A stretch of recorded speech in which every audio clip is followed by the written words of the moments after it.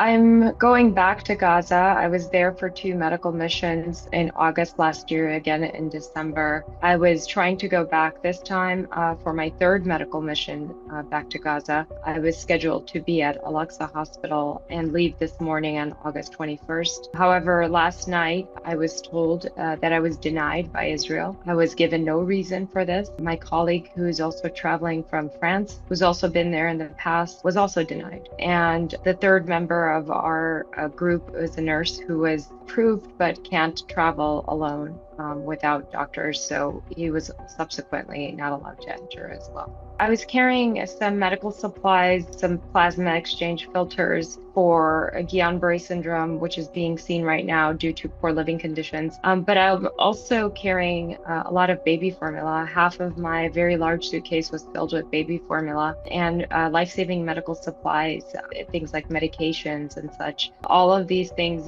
most doctors try to travel with that, to try to bring it in. But more importantly, that amount of supply is not going to fix the problem right now, is not going to fix the starvation in Gaza, of course. But as doctors, we possess life-saving skills.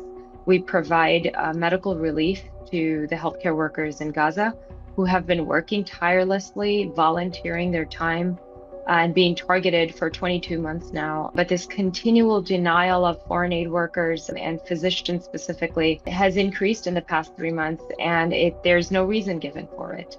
No one pushes back. No one asks questions as to why. They don't give any reasons why. They have no accountability for this.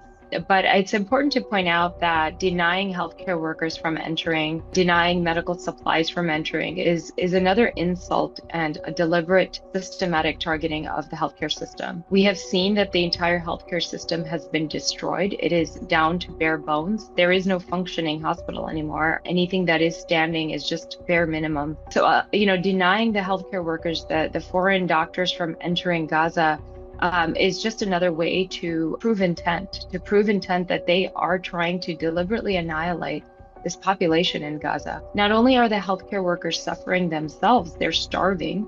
They don't have any medical supplies that have entered, and they continue to target healthcare workers. They have been imprisoned and tortured or even killed. Their families have been killed. And when foreign aid workers do go in, doctors like myself, we of course talk about what we are witnessing. We expose the truth of what is happening in Gaza. And right now, we know that the Israeli military is intensifying their efforts to destroy Gaza City, and naturally they are going to deny foreign workers from entering, because what we do is we expose the truth. And Israel certainly does not want that. We saw it in March, when they broke ceasefire, they blocked NGOs from entering and doctors from entering at that time. So this is no different, and this is no different, I want to point out, than targeting journalists inside of Gaza, not allowing journalists from other countries to enter, because that's what journalists do. They expose the truth and they report on what they're seeing. And healthcare workers at this time have become that very thing. We are exposing what we are seeing, and I think that this is a deliberate attempt to stop that.